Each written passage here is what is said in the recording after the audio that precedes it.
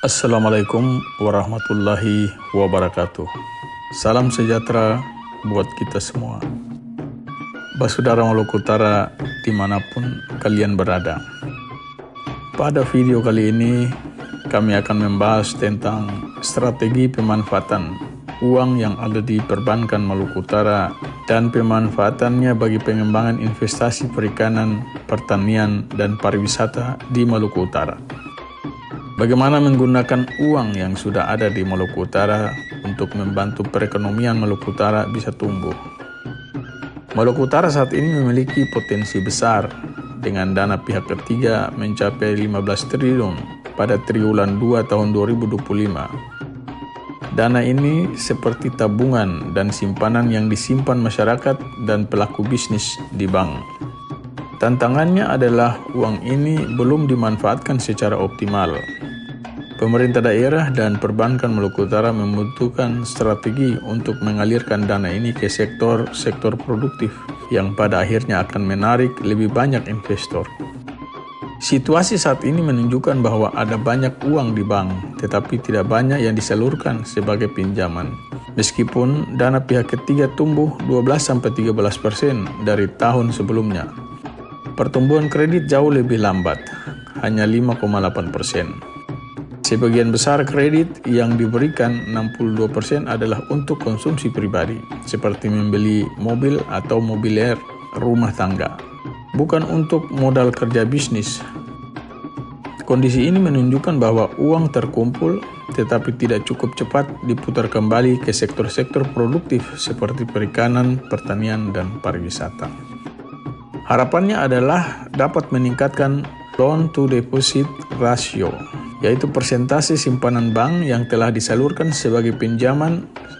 Saat ini, loan to deposit ratio menurun karena pertumbuhan kredit 5,8% jauh lebih lambat dari pertumbuhan dana pihak ketiga 12-13%. Kami juga menginginkan pemerintah daerah dan perbankan menargetkan pada tahun 2026-2027 loan to deposit ratio minimal mencapai 90%.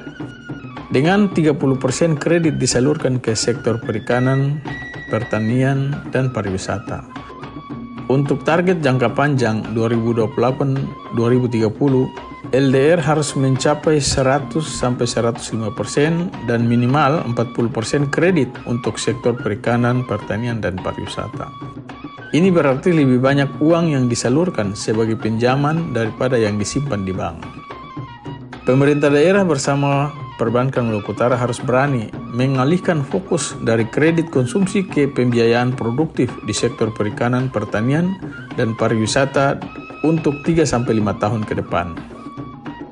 Pemerintah daerah harus mendorong adanya kapal dengan armada es, rantai dingin, pabrik es, dan blast freezer untuk membantu nelayan menjaga kualitas tangkapan mereka.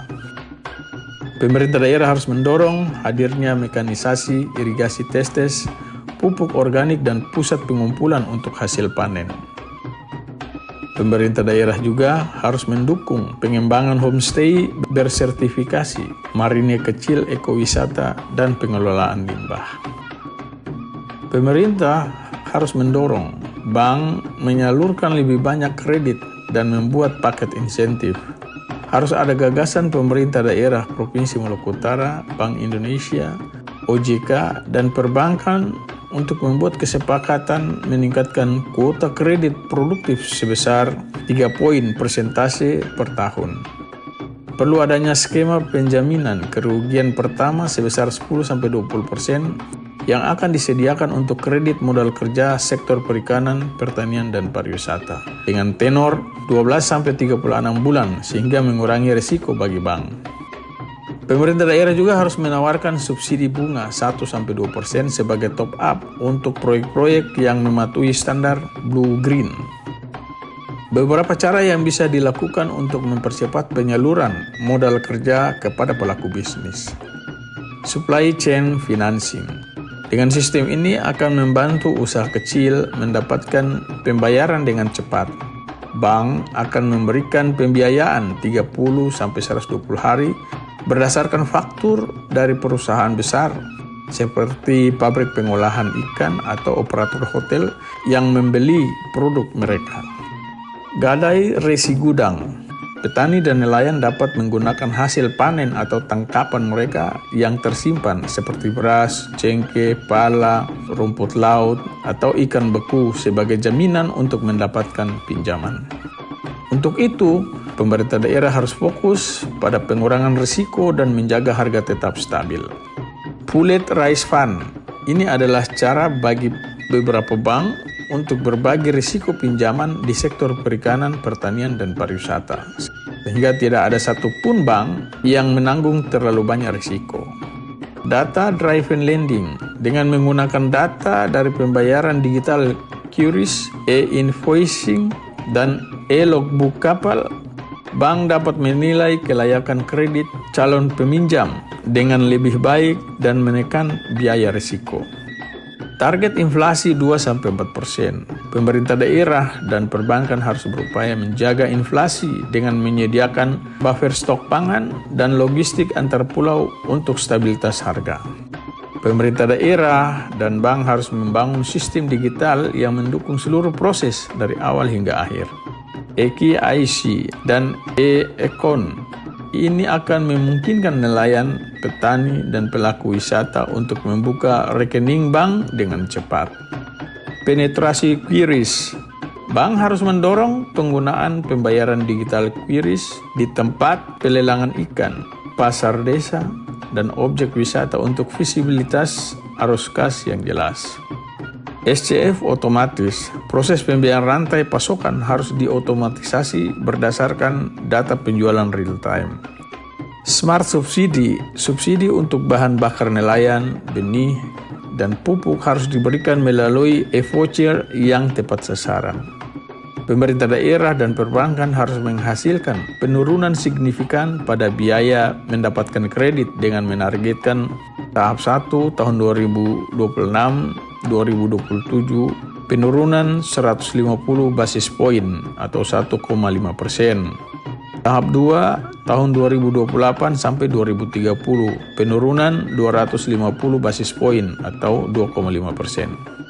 Penetrasi QRIS diupayakan juga menargetkan 80% pelaku usaha di sektor perikanan, pertanian, dan pariwisata dengan menggunakan sistem QRIS. Penurunan biaya, hal ini akan tercapai melalui perbaikan rantai dingin, dermaga logistik, dan skema penjaminan yang mengurangi siklus modal kerja.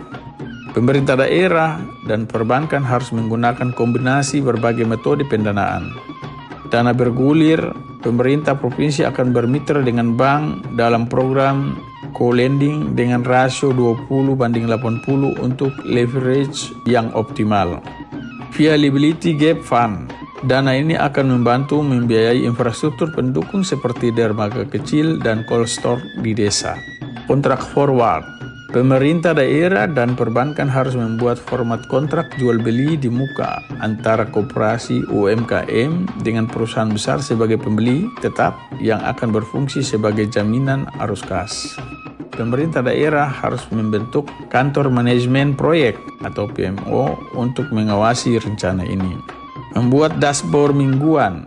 PMO akan menggunakan dashboard mingguan untuk melacak metrik penting seperti dana pihak ketiga, kredit per sektor, LDR, proyek pertanian, perikanan, dan pariwisata, harga pangan, dan adopsi QRIS. Problem solving loop. Siklus 14 hari akan diterapkan untuk menyelesaikan hambatan dengan cepat terkait anggunan, perizinan, akses pasar, dan rantai dingin. Pemerintah daerah agar menciptakan deal room untuk mempertemukan semua pihak yang tepat. Persiapan proyek. Pemerintah daerah akan menyediakan layanan terpadu untuk membantu persiapan proyek dengan studi prakelayakan, struktur pendanaan, dan alokasi risiko. Investor outreach. Pemerintah daerah akan secara aktif mempromosikan potensi Maluku Utara melalui roadshow yang berfokus pada ekonomi biru, rempah-rempah, pertanian, dan ekowisata. Regulasi mikro. Pemerintah daerah akan menyederhanakan dan mempercepat proses perizinan bisnis serta memberikan keringanan pajak daerah. Ini adalah lini masa dari rencana yang harus dilakukan oleh pemerintah daerah.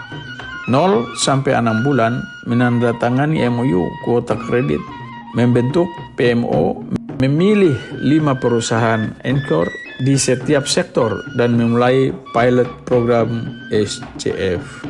6 sampai 18 bulan mengembangkan program SCF, memulai cold chain fase 1, memulai co-lending 20/80 dan mencapai LDR lebih besar dari 95%. 18 sampai 36 bulan meningkatkan kredit perikanan, pertanian dan pariwisata menjadi lebih besar atau sama dengan 30%, menurunkan biaya kredit lebih besar dari 150 basis poin dan menstabilkan inflasi. 36 sampai 60 bulan meringankan kredit perikanan, pertanian dan pariwisata menjadi lebih besar atau sama dengan 40%, mencapai LDR 100 sampai 105% dan menurunkan biaya kredit lebih besar dari atau sama dengan 250 basis poin. Pemerintah daerah harus memiliki rencana untuk mengatasi risiko-risiko besar. Volatilitas komoditas. Pemerintah daerah akan menggunakan asuransi gagal panen atau cuaca, kontrak off-taker, dan hedging sederhana untuk melindungi dari perubahan harga. Kesenjangan pelaksanaan. Pemerintah daerah akan memiliki PMO lintas lembaga dengan perjanjian tingkat layanan yang ketat dan deal room yang proaktif untuk memastikan rencana berjalan efektif. Konsentrasi geografis. Pemerintah daerah dan perbankan akan membatasi jumlah pinjaman di setiap kabupaten kota dan mendorong co-lending di antara multi-bank untuk menyebarkan risiko.